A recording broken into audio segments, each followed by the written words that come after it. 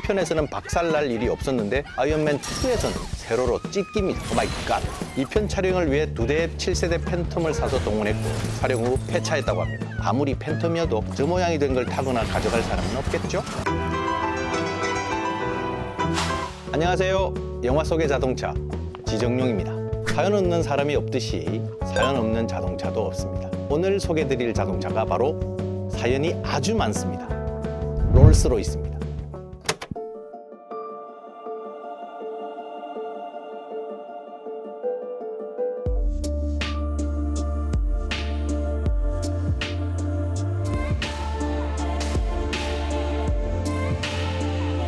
첫 시간 아이언맨 영화 속에서도 롤스로이스 팬텀이 등장했었죠. 아프가니스탄에서 탈출한 토니는 미군 수송기로 귀국합니다. 빰빠라밤 토니를 반기는 건 기네스 펠트로가 연기한 비서 페퍼 포츠와 팬텀 7세대 모델입니다. 롤스로이스가 1907년 첫 차를 낸 이후 7세대에 이르렀죠. 차에 올라탄 토니에게 병원 검진을 권유하는 페퍼, 그리고 한 방에 거부하는 토니. 치즈버거 먹겠다고 고집을 피우네요. 나쁜 남자가 여자 말 안 듣는 건 국룰입니다. 치즈버거 퍼스트. Cheeseburger first. 그런데 버거 세 글자 브랜드를 들고 오네요. 집이 말리부이고 스타크 본사가 LA인데 서부에 계셨던 분들이라면 보통 네 글자 브랜드를 손에 꼽지 않나요? 미국에선 매월 햄버거 잡지가 발간되는데 맛 평가에 따르면 네 글자 브랜드가 부동의 1위죠. 토니가 아이언맨임을 공식화하고 I am Iron Man. 2년 뒤 개봉한 아이언맨 2에도 같은 7세대 팬텀이 등장합니다. 찐 구자의 세단으로 설명하기에 팬텀만한 모델이 없죠. 1편에서는 박살날 일이 없었는데 아이언맨 2에서는 세로로 찢깁니다. 오마이갓. 2편 촬영을 위해 2대의 7세대 팬텀을 사서 동원했고 촬영 후 폐차했다고 합니다. 아무리 팬텀이어도 저 모양이 된 걸 타거나 가져갈 사람은 없겠죠? 2편 역시 빌런 이반 방코가 아버지 복수를 위해 전기 채찍을 작동시키는 수트 개발에 성공하지만 결국 아이언맨이 물리친다는 아주 당연한 얘기. 이반이 채찍으로 F1 머신을 내려 찍는데 사실 저 정도 그리면 채찍보다 머신이 훨씬 더 빨리 빌런을 덮칩니다. F1 대회의 자동차를 머신이라고 하는데 머신의 속도감 한번 보실까요?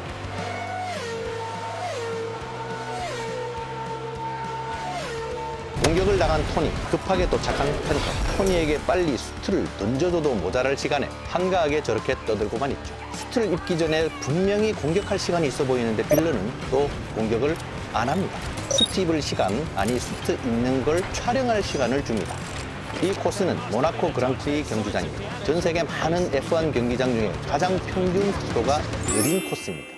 시속 161km 정도인데요. 가장 빠른 구간에서도 시속 280km를 겨우 찍는다고 합니다. 모나코의 시내 도로를 활용하기 때문에 어쩔 수가 없죠. 그런데도 평균 161km, F1 선수들 플렉스입니다.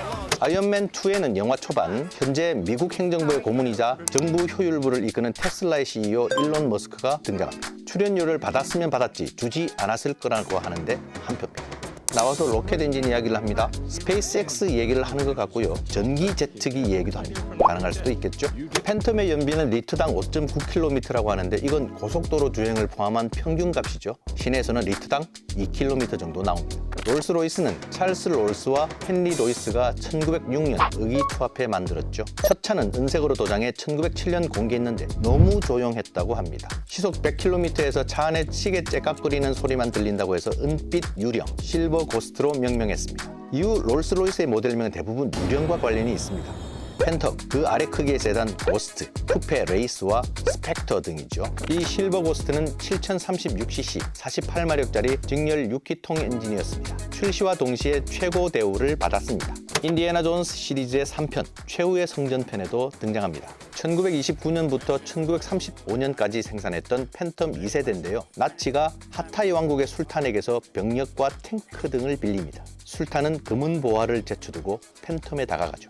Rolls-Royce Phantom 2, 4.3 liter, 30 horsepower, 6-cylinder engine with Stromberg downdraft carburetor can go from 0 to 100 kilometers an hour in 12.5 seconds.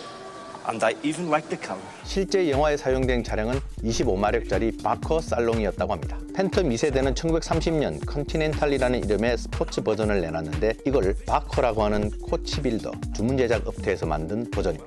롤스로이스는 화려했던 과거를 바탕으로 1998년 BMW에 아주 비싸게 팔렸습니다. BMW는 경쟁사의 S클래스를 완벽하게 따돌릴까 해서 인수를 했는데 롤스로이스가 BMW로 넘어가는 것을 지켜본 벤츠는 마이바흐 브랜드를 BMW보다 1년 빨리 2002년 소환했습니다. 실버고스트는 영국군 첫 장갑차의 원 모델이었고 옛 소련 블라디미르 레닌이 애정했던 자동차였죠.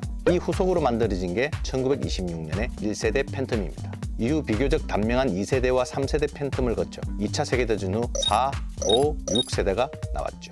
4세대는 1950년부터 56년까지 딱 18대만 만들어져 굉장히 희귀한 팬텀입니다. 영국 왕실의 차고 로얄 뮤즈에 들어간 첫 팬텀이기도 하고요. 5세대는 존 레논과 엘비스 프레슬리의 팬텀으로 유명합니다. 롤스로이스 공장은 원래 영국 크루에 있었는데 크루 공장과 엔진은 또 폭스바겐에 파는 바람에 BMW는 공장을 새로 지어야 했습니다. 새로 굿우드의 털을 잡고 기존 롤스로이스 인력들을 수소문에 모아서 7세대를 출시했죠. 이게 2003년입니다. 전장 5990mm 익스펜디드 팬텀의 깡통 가격만 해도 8억 3천만 원이 넘습니다. 지금 현재 여러 모델들을 만들지만 엔진은 똑같습니다. V형 12기통 6749cc. 모든 모델에 같은 엔진을 쓰는 브랜드는 롤스로이스밖에 없습니다. 롤스로이스 하면 떠오르는 그 무엇. 1911년 실버고스트 이후 지금까지 후드에 붙어있는 환희의 여신상. 자동차 용어로는 후드 오너먼트라고 합니다. 환희의 여신상 아래에는 육중에 보이는 판테온 그릴이 있습니다. 로마 판테온 신전에서 영감을 받았다고 하죠. 또 뒷문이 가운데에서 뒤쪽으로 열리는 코치도어입니다.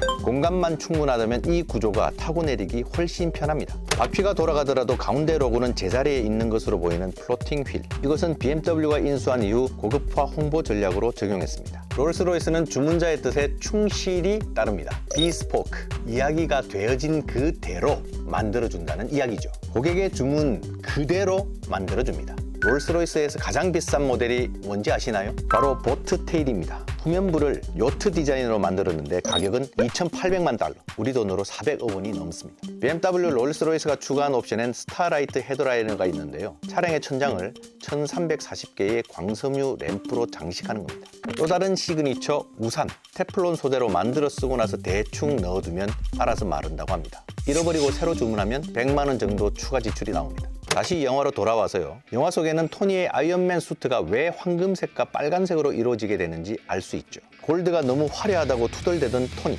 이 차를 보고 즉흥적으로 색을 입히죠. Tell you what, throw a little hot rod red in there.